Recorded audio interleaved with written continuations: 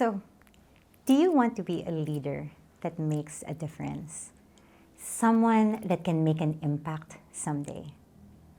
Well, what if you could do that today? Hi, I'm Frances. In this series of Breaktime Breakthrough, we'll talk about servant leadership today.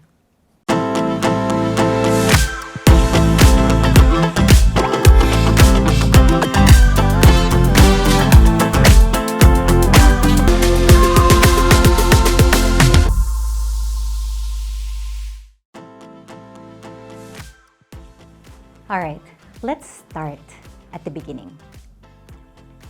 Leader ka ba? Raise your hand with me if you are. Double raise it if you feel like ang dami mong leadership hats. Kasi there's so many definitions of leadership out there, di ba? And more often than not, we define leadership based on someone's title, their power, their authority, and even their popularity. But not every leader is a manager, and not every manager is a leader. Pero if leadership is not based on title, then what is leadership? You know, I asked myself this same question many years ago. And I first learned from John Maxwell that leadership is influence. Nothing more, nothing less.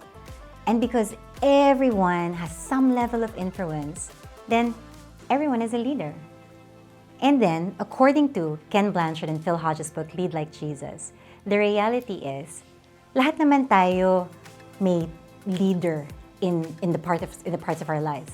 Because anytime we influence the thinking, the behavior, or development of someone, we are a leader.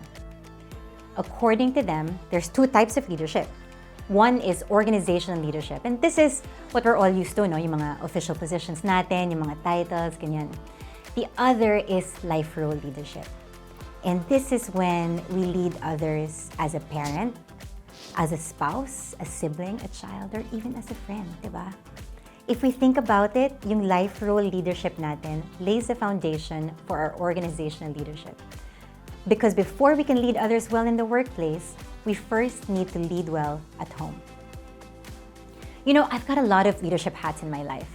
Pero yung all-time favorite ko is mom. Kasi as a mom, I have the gift and the responsibility to influence the way my children grow up. Makikinig ba sila? Will they have a heart for God? Will they be loving? Will they grow up to be good leaders? I know, 5 and 2 pa lang sila. But alam mo yun, I'm tapping into the vision of our future. And I know that anything that I do today is going to make an impact in their lives tomorrow.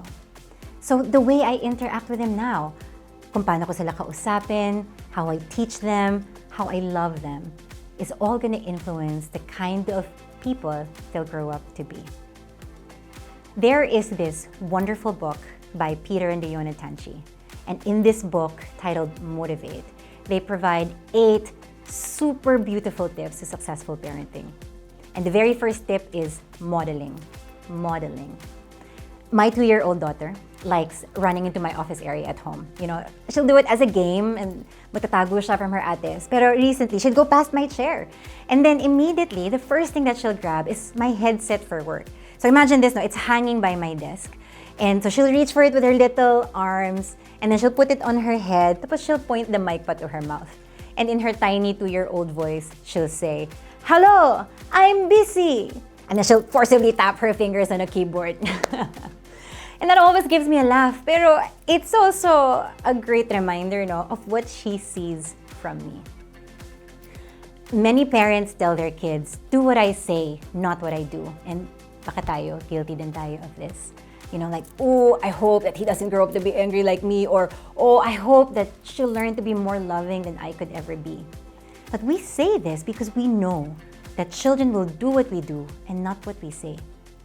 Pero the biggest way to influence kids, the biggest way to lead them, is to model the right way. And pareho yan with the people around us. What we do on a daily basis, diba sometimes we think it's the big things, but really it's the small everyday things that make an impact.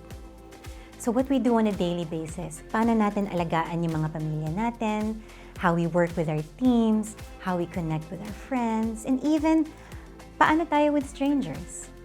All of these will determine how we influence and how we lead others and how much of an impact we can truly make in their lives. So, what about you? What do you want to start modeling to the people around you today to make a difference in their life tomorrow? I hope you enjoyed the episode today. Don't forget to follow Plus Network on all social media channels to get edutaining content and more.